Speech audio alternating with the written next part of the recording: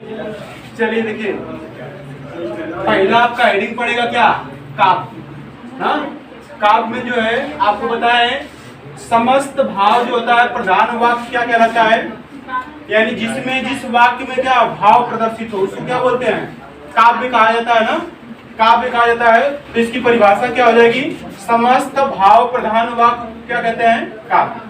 अगली बार question UPSI में पूछा था काव्य के कितने भेद होते हैं, तो काव्य के कितने भेद होते हैं, काव्य के कितने भेद, दो भेद होते हैं ना। कौन कौन सा, दृश्य काव्य और श्रव्य काव्य, दृश्य काव्य और श्रव्य काव्य। दृश्य काव्य का मतलब होता है जिसको देखते हैं, जिसको देखने के बाद आपके अंदर क्या हो, भाव जगे ना, आपको देखने के बाद क्या हो, आनंद प्रकट हो, उसको क्या बोलते हैं, दृश्य काव्य। जैसे नाटक, नाटक हो गया, ये भी एक प्रकार का क्या है, काव्य है ना। कौन सा काव्य है, दृश्य काव्य।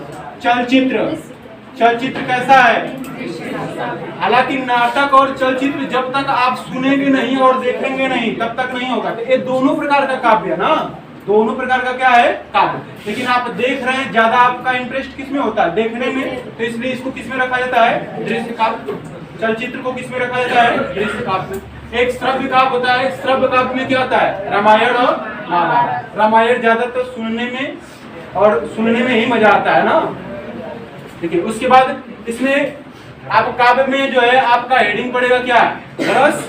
तो रस में क्या होता है कि रस जो होता है, जितने भी काव्य बनते हैं, जितने भी काव्य बनते हैं उसमें होता है रस रहेगा, छंद रहेगा और अलंकार रहता है। क्या रहता है, रस, छंद और अलंकार। तो इसमें सबसे पहला टॉपिक आपका पड़ेगा क्या, रस। परिभाषा देखिए, रस का क्या होता है, जिन काव्यों को पढ़ने, सुनने और देखने से क्या होता है, आनंद की अनुभूति होती है। पढ़ने, सुनने और देखने से किसका अनुभूति हो, आनंद की अनुभूति होती है, उसको क्या बोलते हैं, रस कहा जाता है। इसलिए रस का शाब्दिक अर्थ ही क्या हो जाता है, रस का शाब्दिक अर्थ क्या होता है, आनंद होता है। रस का शाब्दिक अर्थ आनंद होता है। उसके बाद देखिए, अगर हमसे क्वेश्चन पूछेगा रस के जन्मदाता, तो रस के जन्मदाता कौन है, भरत मुनि ने रस का क्या किया था, जन्म किया था, उत्पत्ति। उनकी पुस्तक क्या थी, किसमें, नाट्य शास्त्र में। नाट्य शास्त्र एक पुस्तक थी, उन्होंने उसमें क्या किया था, रस का, रस के बारे में जो है बताया था ना। उनकी पुस्तक क्या थी, नाट्य शास्त्र। उसके बाद रस को क्या बोलते हैं, काव्य की आत्मा या प्राण तत्व कहते हैं। यानी अगर कोनो काव्य देखने जा रहे हैं आप, कोई भी काव्य हो, जब तक आपको उसमें आनंद नहीं होगा तब तक आप वहां जाएंगे ही नहीं। जैसे आप कोचिंग आ रहे हैं पढ़ने, तो कोचिंग पढ़ने का उद्देश्य क्या है, आपका आनंद है। अगर बताइए, अगर हम ही आपको उस आनंद को नहीं दे पाएंगे जो आनंद आप प्राप्त करना चाहते हैं, तो बताइए आप क्या बोलेंगे, पढ़ाई ना हो ना, हमके मजे ना हो ना, वही चीजें होता है। तो इसमें क्या होता है, आनंद होता है। क्या होता है, आनंद। इसीलिए रस को क्या बोलते हैं, काव्य की आत्मा या प्राण तत्व कहते हैं। बिना आत्मा या बिना प्राण तत्व का कोई काव्य अच्छा हो ही नहीं सकता। उसके बाद रस के अंग, तो रस के अंग कितने होते हैं, 4 अंग। कौन कौन सा होता है, विभाव, अनुभाव, संचारी भाव और अस्थायी भाव। विभाव, अनुभाव, संचारी भाव और अस्थायी भाव। भरत मुनि ने अस्थायी भाव को रस का अंग नहीं माना। क्यों नहीं माने हैं, क्योंकि अस्थायी भाव जो होता है, इनका कहने का मतलब यह है कि उन्होंने कहा कि अस्थायी भाव जो है विभाव, अनुभाव और संचारी भाव में ही क्या है, सम्मिलित है। क्या है, सम्मिलित है। तो विभाव, अनुभाव और संचारी भाव में ही सम्मिलित भाव को क्या बोलते हैं, अस्थायी भाव। इसलिए इन्होंने अस्थायी भाव को रस का अंग नहीं माना है। अगले इसके बाद क्या हेडिंग पड़ेगा, विभाव। देखिए, विभाव का मतलब होता है विशेष प्रकार की भावना। विभाव, विभाव विशेष, अभाव मतलब भावना। तो विभाव होता है विशेष प्रकार की भावना।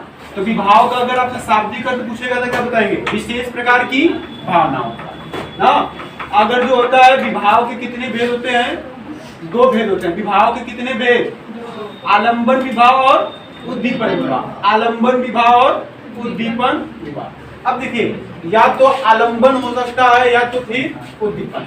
आलंबन का मतलब होता है विशेष भाव को जागृत करने वाला। विशेष भाव को जागृत करने वाले को क्या बोलते हैं?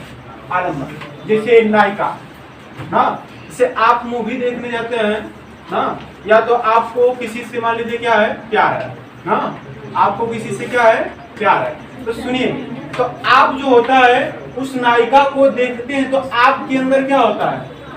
आलम्बन होता है ना। क्या होता है? आलम्बन। सुनिए, आलम्बन का मतलब होता है आप जो जिसको देखकर जो है आकर्षित हो रहे हैं, जिसको देखकर क्या हो रहे हैं? आकर्षित हो रहे हैं, उसको क्या बोलते हैं? आलम्बन। अब एक घटना दोनों के साथ हो सकती है, लड़की के साथ भी हो सकता है, लड़का। अगर बाय द वे लड़की जो है लड़के को देखकर आकर्षित हो रही है तो उसके अंदर कौन सा भाव जग रहा है? आलम्बन। या तो फिर लड़का जो है लड़की को देखकर आकर्षित हो रहा है तो कौन सा भाव जग रहा है?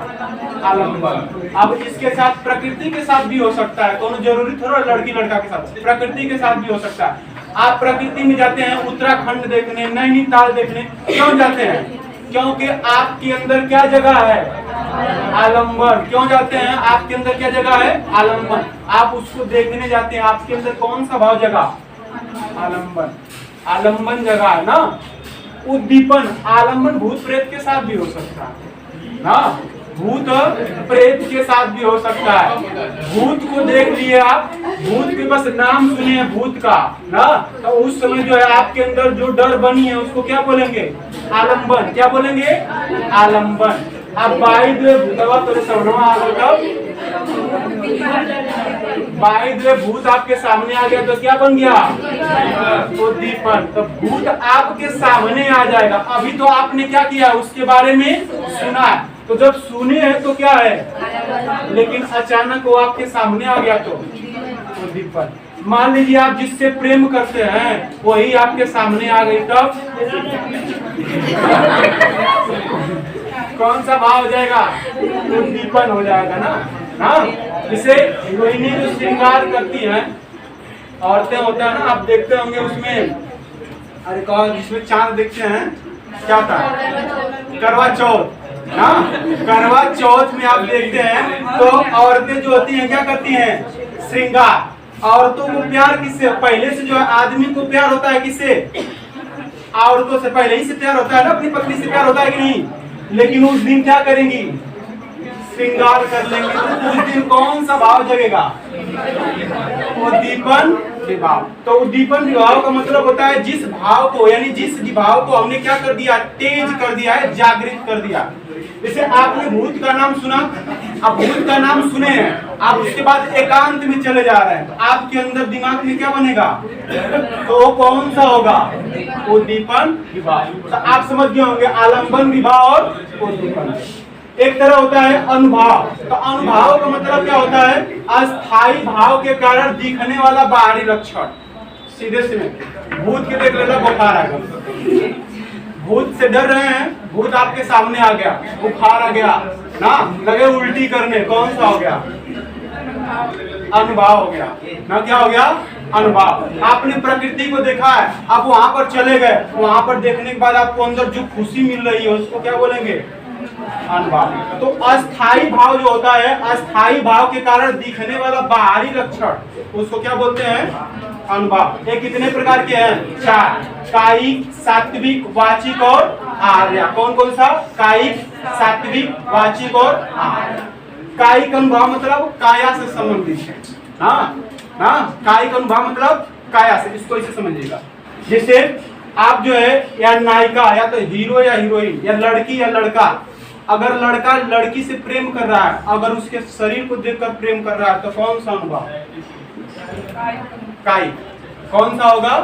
कायिक। अगर उसके वचन वाणी से जो कर रहा है, इसको बस साधारण याद करके रखिए, वाणी से कर रहा है, उसके बोल चाल से कर रहा है तो कौन सा? एक होता है कपड़ा वाला प्यार, हाँ, विभिन्न प्रकार के कपड़ा पहन के आएंगे आकर्षित करने के लिए, कौन सा होता है?